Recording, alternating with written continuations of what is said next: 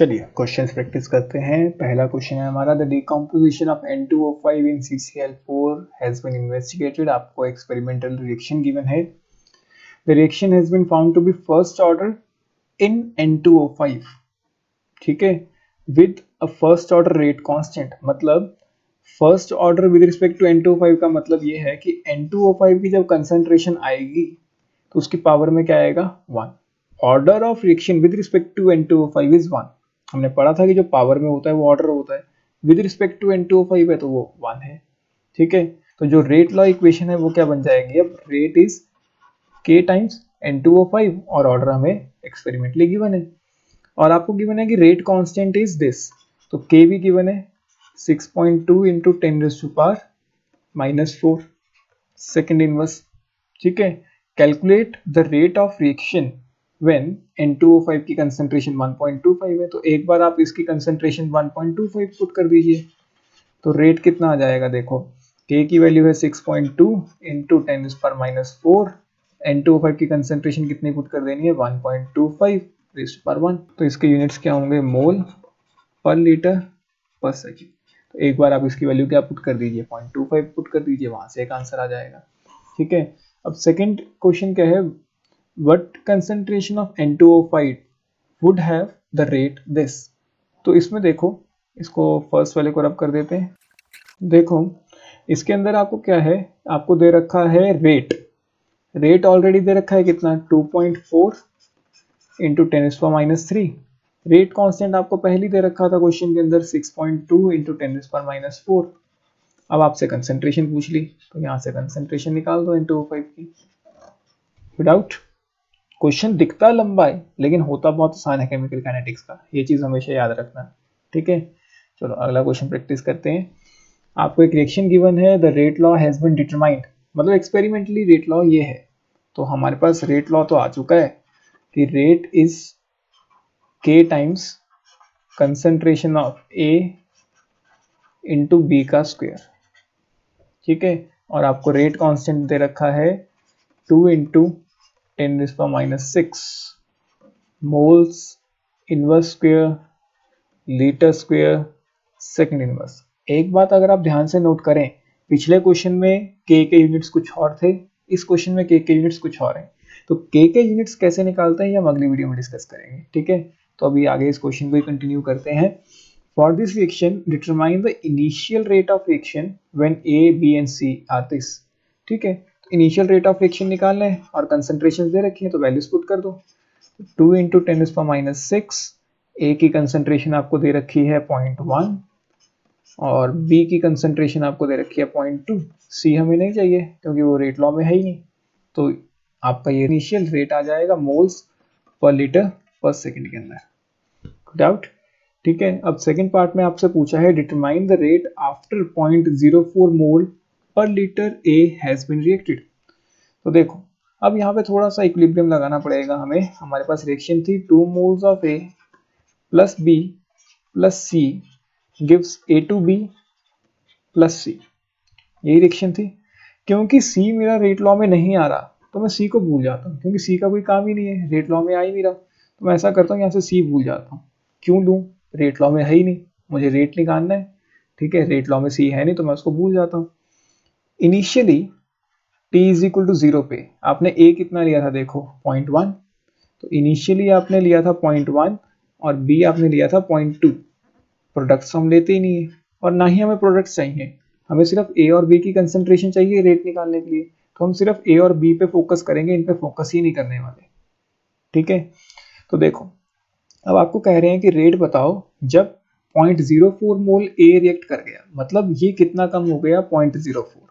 अब मुझे एक बात बताओ, अगर A 0.04 मोल खत्म हुआ तो B कितना खत्म होगा, बिल्कुल सही 2:1 में है तो उसका आधा। अगर ये 0.04 मोल डिकम्पोज हुआ तो ये कितना डिकम्पोज होगा 0.02। तो फाइनली कितना बच जाएगा, देखो 1 माइनस 0.04 तो ये बच गया 0.96 और ये कितना बचेगा 0.18। कोई डाउट, क्लियर हो गया ये चीज। अब देखो कंसंट्रेशन आ गई है, कर दो। तो अब इस टाइम पे रेट कितना हो जाएगा, देखो K टाइम्स K तो आपको दे रखा था 2 into 10⁻⁶ minus 6 into concentration of A ये हमने निकाल ली 0.96 और कंसेंट्रेशन ऑफ बी हमने कितनी निकाल ली 0.18 इसका स्क्वायर। तो ये वैल्यू सॉल्व कर लो, आपका आंसर आ जाएगा। कोई डाउट? अगला क्वेश्चन प्रैक्टिस करते हैं। Third question, for the reaction A plus B gives products the rate law is this, find the order. अब देखो रेट लॉ एक्सपेरिमेंटली गिवन है, क्वेश्चन में गिवन है मतलब एक्सपेरिमेंटली। तो रेट लॉ हमारे पास है k times a raise to power 1/2 b raise to power 2। तो मैंने आपको क्या सिखाया था कि रेट लॉ में जो भी पावर्स हैं अगर हम उनको ऐड कर दें तो ऑर्डर ऑफ रिएक्शन आ जाता है। तो इसका ऑर्डर ऑफ रिएक्शन कितना आएगा, हाफ प्लस 2 5/2। कोई डाउट? समझ आ गया? आसान है। अगला क्वेश्चन प्रैक्टिस करते हैं। The conversion of molecule x to y follows second order kinetics. तो इसका मतलब एक रिएक्शन है x से y पे जाने की। सेकंड ऑर्डर काइनेटिक्स का मतलब ऑर्डर कितना है 2। सेकंड ऑर्डर काइनेटिक्स का मतलब ऑर्डर कितना है 2। तो देखो अब अगर मैं इसका रेट लॉ लिखूं तो वो क्या होना चाहिए था, k times concentration of x। दिक्कत थी कि मुझे बस ये नंबर नहीं पता था। अब क्वेश्चन में नंबर भी गिवन है, ऑर्डर कितना दे रखा है 2, मतलब यहाँ पे x की वैल्यू कितनी है 2। ठीक है, तो मतलब मेरे पास रेट लॉ आ चुका है। ठीक है, रेट लॉ क्वेश्चन में छुपा हुआ है, डाटा से आपको निकालना है। तो रेट लॉ आ चुका है। विदाउट हमें नंबर ही नहीं पता होता जो हमें डाटा से चाहिए होता है, तो डाटा में गिवन है ऑर्डर इज 2। रिएक्टेंट तो x ही रहेगा ना, हमें उसकी पावर नहीं पता। ठीक है, तो पावर कितनी आ गई 2। अब कह रहा है if the concentration of x is increase 3 times how is the rate of formation of y affected. तो रेट पे क्या इफेक्ट आएगा। तो देखो इनिशियली रेट को हम ले लेते हैं r1। ठीक है, r1 हमारे पास है k इंटू एक्स का स्क्वायर। अब हमें रेट r2 निकालना है और हमने कंसंट्रेशन ऑफ x कितनी कर दी है 3 टाइम्स। तो बताओ अगर मैं इन दोनों को डिवाइड करूं, k से k कैंसिल हो गया, तो यहां से r2 will be 9 times r1। वैसे भी स्क्वायर हो रहा है, अगर आप कंसंट्रेशन 3 टाइम्स कर रहे हो तो रेट कितना हो जाएगा 9 टाइम्स। यहां से भी आप देख सकते हो, या पूरा इस तरह से डिवाइड करके सॉल्व कर लो और वहां से आ जाएगा r2 इज 9 टाइम्स r1। 9 क्यों आया, क्योंकि 3 का स्क्वायर, बाकी तो सेम है ना सब कुछ, बस नया क्या आया 3 और उसका स्क्वायर हो जाएगा, तो 9 टाइम्स हो जाएगा रेट। तो final rate will be 9 times initial rate. कोई डाउट? यही क्या है सिग्निफिकेंस ऑफ ऑर्डर, कि अगर हम कंसंट्रेशन चेंज करते हैं बाय एनी वैल्यू तो रेट ऑफ रिएक्शन कैसे वेरी करता है, इसी को हम बोलते हैं क्या चीज, सिग्निफिकेंस ऑफ ऑर्डर। तो थ्योरी में भी आपसे एक क्वेश्चन पूछा जा सकता है कि what is the significance of order. Significance क्या है कि अगर हम कंसंट्रेशन चेंज करते हैं किसी भी स्पीशी की तो रेट ऑफ रिएक्शन कैसे वेरी करता है, ये सिग्निफिकेंस है। ठीक है, जैसे अब यहाँ पे हमने 3 टाइम्स किया तो रेट कितना हो गया 9 टाइम्स। क्यों, क्योंकि ऑर्डर कितना था 2। ठीक है, अगला क्वेश्चन प्रैक्टिस करते हैं। चलिए ये वाला क्वेश्चन प्रैक्टिस करते हैं। 3 एक्सपेरिमेंटल रन्स वर कैरिड आउट और आपको एक टेबल गिवन है। ये जो क्वेश्चन है, ऐसे क्वेश्चन आपको मेंस में भी दिखेंगे प्रीवियस ईयर में, और सीबीएसई में भी बहुत ज़्यादा क्वेश्चन ऐसे आए हुए हैं। ठीक है, ये जो क्वेश्चन है बहुत इंपॉर्टेंट टाइप ऑफ क्वेश्चन हैं, ईजी हैं सॉल्व करने में। सीबीएसई के हिसाब से देखें तो सॉल्व करने का मेथड थोड़ा लंबा चला जाता है। मेंस के लिए कैसे सॉल्व करना है मैं आपको सिखाता हूँ। ठीक है, पहले सीबीएसई वाला मेथड सीख लेते हैं। देखो आपको कंसंट्रेशंस गिवन है और आपको रेट गिवन है, आपको ऑर्डर नहीं पता, कहीं पे भी ऑर्डर नहीं दे रखा। ठीक है, यहाँ पे जो रिएक्शंस आपको दे रखी हैं ध्यान से देखो, जो भी आपको रिएक्शन दे रखी हैं क्या ये एक्सपेरिमेंटल है, नहीं, ये तो एक रिएक्शन है, डाटा एक्सपेरिमेंटल है। The following rate data was reported, data experimental है लेकिन रिएक्शन एक्सपेरिमेंटल नहीं है। हमें नहीं पता कि यहाँ पे जो 1 है वो ऑर्डर है भी या नहीं, हमें ऑर्डर निकालना है with respect to Cl2 and NO from this data. तो ऑर्डर कैसे निकालते हैं इस डाटा से वो देखो। देखो अगर हम जनरलाइज बात करें तो जो रेट होता है वो किसके बराबर होता है, k times concentration of Cl2 इस रिएक्शन में रेज टू पावर मुझे नहीं पता क्या आना है, तो N1 into concentration of NO raise to power N2। यही रेट लॉ इक्वेशन है। तो ऐसा करते हैं फ्रॉम रन 1, तो फर्स्ट से मुझे ये पता चलता है कि रेट कितना था 2.40 into 10⁻⁴ is equal to k।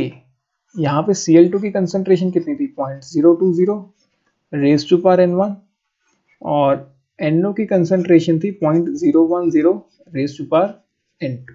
तो ये इक्वेशन 1 हो गई। सेकंड इक्वेशन मतलब सेकंड रन से जो इक्वेशन बनी वो बनेगी देखो 2.16 into 10⁻³ this is k into 0.020 raise to power n1 into 0.030 raise to power n2। Third equation से मतलब थर्ड रन से हमारे पास इक्वेशन क्या बनी 4.32 into 10⁻³ this is k times 0.040 raise to power n1 into 0.030 raise to power n2। तो देखो जितने भी आपके पास डाटास गिवन होंगे, 3 डाटास गिवन है यहाँ पे, 3 इक्वेशंस बन गई। अब आपको क्या करना है, ध्यान से समझना, आपको दो इक्वेशंस को डिवाइड करना है और ऐसे डिवाइड करना है कि एक बार एक टर्म कैंसिल हो जाए, मतलब n1 वाली सारी टर्म कैंसिल हो जाए, n2 वाली बचे, और एक बार n2 वाली सारी टर्म कैंसिल हो जाए, सिर्फ n वाली बचे, सिर्फ n1 वाली बचे। मतलब ध्यान से समझो, देखो अगर मैं फर्स्ट और सेकंड इक्वेशन को डिवाइड कर दूं, देखो फर्स्ट इक्वेशन क्या है मेरे पास, यहाँ पे दोबारा लिख लेते हैं, एक बार अच्छी तरह से समझाता हूँ आपको, एकदम साफ साफ सा, ठीक है, ताकि अच्छी तरह से समझ आ जाए। फिर शॉर्टकट यूज करेंगे इसके लिए, क्योंकि इस तरीके से करेंगे तो बहुत लंबा मेथड चला जाएगा ये। तो हम क्या करते हैं, फर्स्ट और सेकंड इक्वेशन को डिवाइड कर लेते हैं। तो फर्स्ट इक्वेशन हमारे पास थी ये वाली, और सेकंड इक्वेशन थी हमारे पास 2.16 into 10⁻³ this is k times 0.020।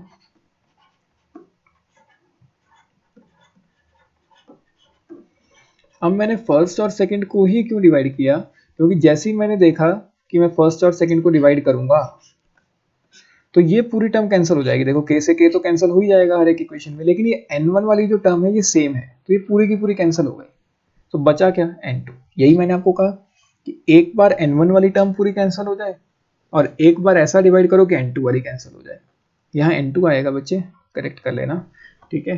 तो अब यहाँ पे जो डिवाइड करके ये बनेगा आपके पास 2.40 इंटू 10⁻⁴। तो ये अगर मैं इसको भी 10⁻⁴ की तरह लिखूं तो ये बन जाएगा 21.6 इंटू 10⁻⁴, ठीक है। दिस इज इक्वल टू, अब देखो n2 को मैं पावर में कॉमन ले जाता हूं तो ये बनेगा 0.010 0.030 रेज टू पावर n2। तो 10⁻⁴ से 10⁻⁴ भी कैंसिल हो गया, तो 21.6 डिवाइडेड बाई 2.4, तो यहाँ से आपके पास आ जाएगा 1/9। तो 1/9 this is equal to 1/3 into raise to power n2। तो इसको मैं ऐसे लिख सकता हूँ, देखो 1/3 का square this is equal to 1/3 raise to power n2। Since bases are same hence powers must be equal, पढ़ा है मैथ्स में। तो इसका मतलब n2 की वैल्यू यहाँ पे क्या आ गई, 3 आ गई।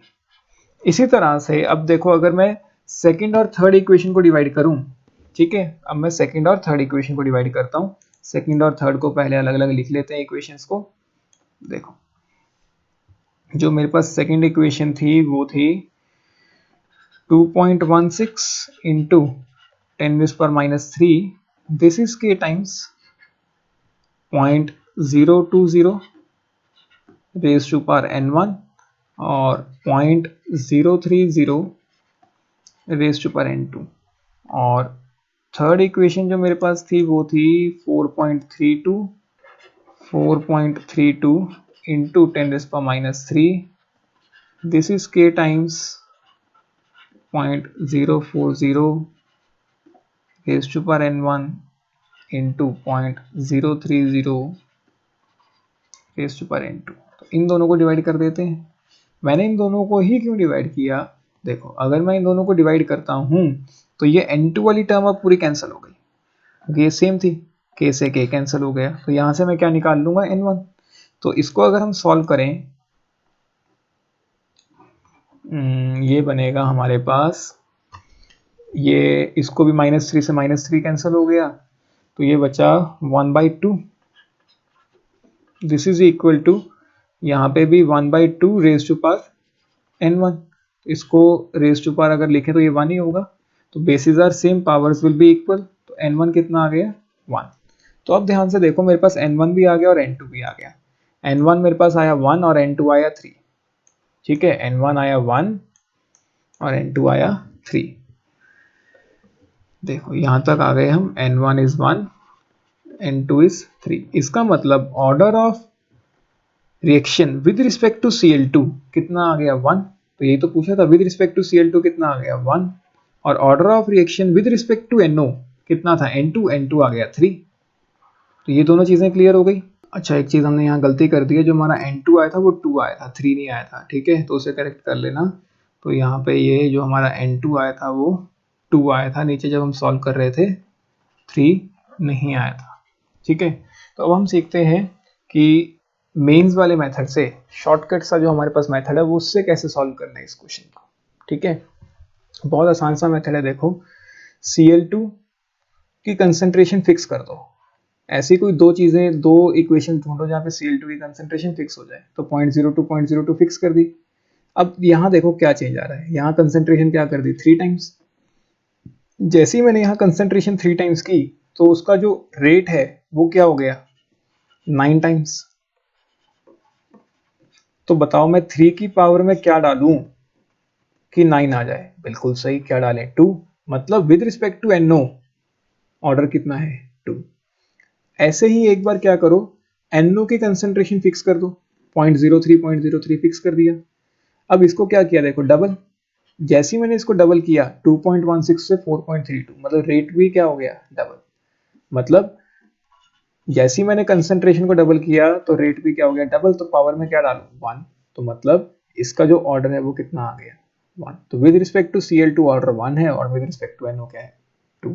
तो बहुत आसान है, टेबल से डायरेक्ट देखना, ठीक है। एक और क्वेश्चन करता हूँ और फिर वहां से आपको अच्छी तरह से और समझ आ जाएगा कि कैसे इसको यूज करना है। देखो, ये वाला क्वेश्चन हम मेंस वाले मेथड से करते हैं, CBSE वाला मेथड बहुत आसान है, आपको आ गया, ठीक है। तो देखो, पहले ऐसा करो, A0 की कंसंट्रेशन सेम कर दो और B0 की कंसंट्रेशन सेम कर दो। कुछ ऐसा ढूंढो जहां पे A0 और B0 की कंसंट्रेशन हो सेम। तो देखो, यहाँ 0.02, यहाँ पे भी 0.02। देखो, अगर मैं सिर्फ 1 और 4 को कंपेयर करता हूँ तो यहाँ पे A और B की कंसंट्रेशन तो क्या रह रही है सेम, ठीक है। C को मैंने क्या कर दिया, देखो ध्यान से, डबल। तो अगर मैं C को डबल कर रहा हूँ तो बताओ ऑर्डर में क्या फर्क आ रहा है। देखो 2.08 इंटू 10⁻³ से 8.32 इंटू 10⁻³ तो मतलब जो रेट है वो कितना हो गया 4 टाइम्स। तो बताओ 2 की पावर में क्या डालूं कि 4 आ जाए। बिल्कुल सही 2। तो मतलब with respect to C order कितना आ गया 2। कोई डाउट। इसी तरह से अब आप एक ऐसी इक्वेशन ढूंढो जहां A और C सेम रह रहे हो, B में चेंज आ रहा हो, ठीक है। A और C सेम रह रहे हो, कहाँ चेंज आ रहा हो B में। देखो, मतलब विद रिस्पेक्ट टू C तो हमने क्या निकाल लिया, ऑर्डर 2 निकाल लिया।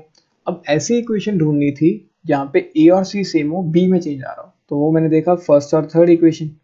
अगर मैं फर्स्ट और थर्ड को कंपेयर करता हूँ, देखो 0.02 मतलब A और C सेम रह रहे हैं और मैं B को क्या कर रहा हूँ डबल।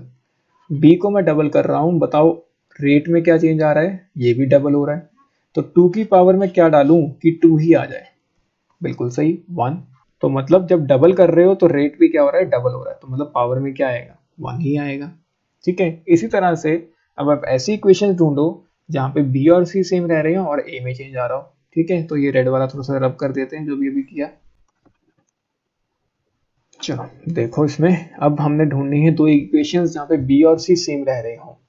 B और C आपके सेम रहने चाहिए। तो फर्स्ट और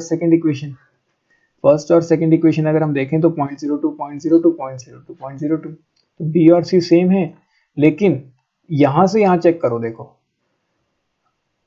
कंसंट्रेशन कितनी कर दी, हाफ। कंसंट्रेशन हाफ कर दी और रेट भी देखो क्या हो गया हाफ। तो मतलब पावर में क्या डालें 1। तो इसका मतलब with respect to A order 1 है, विद रिस्पेक्ट टू B भी ऑर्डर 1 है, लेकिन with respect to C order कितना है 2।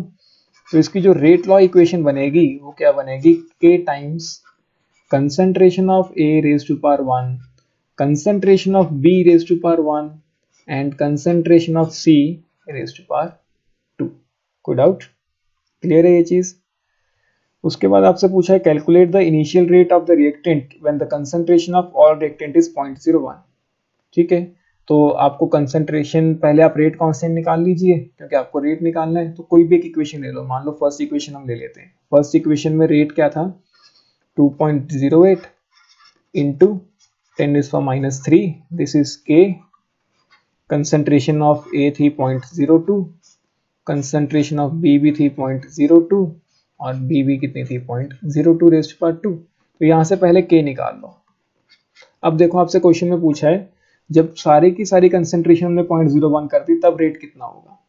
ठीक है, तो सारी की सारी कंसेंट्रेशन 1 पुट कर दो, K की वैल्यू आपके पास आ चुकी होगी वो पुट कर दो, वहां से रेट आ जाएगा। कोई डाउट? क्लियर है ये चीज? Calculate the initial rate of change in concentration from B and L.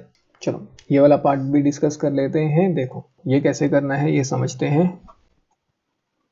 Rate of change in concentration of B, B क्या है, रिएक्टेंट, मतलब आपसे क्या पूछा है यहाँ पे, rate of disappearance of B. ठीक है, और रेट ऑफ रिएक्शन कौन सा यूज करना है, 0.01 वाला। क्यों? क्योंकि आपको गिवन है कि इनिशियल रेट जो इन्होंने लिया है क्वेश्चन में वो कब है, जब कंसंट्रेशन 0.01 है। तो अभी हमने किया था इससे पहले कि 0.01 कंसंट्रेशन पुट की थी और रेट आया था, तो उस रेट को यूज करके, वो था रेट ऑफ रिएक्शन, उस रेट ऑफ रिएक्शन को यूज करके आपको क्या निकालना है, rate of disappearance of B.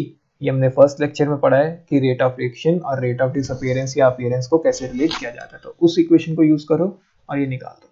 ठीक है, अगर आपको फर्स्ट लेक्चर में कोई डाउट है तो उसका लिंक आपको वीडियो डिस्क्रिप्शन में मिल जाएगा। पहले फर्स्ट लेक्चर को एक बार वॉच कर लो, फिर वहां से आप कैलकुलेट करना है इस चीज को। कोई डाउट? ठीक है, तो यहीं पे आज इस वीडियो को खत्म करते हैं, बाकी का काम अगली वीडियो में डिस्कस करते हैं। ठीक है।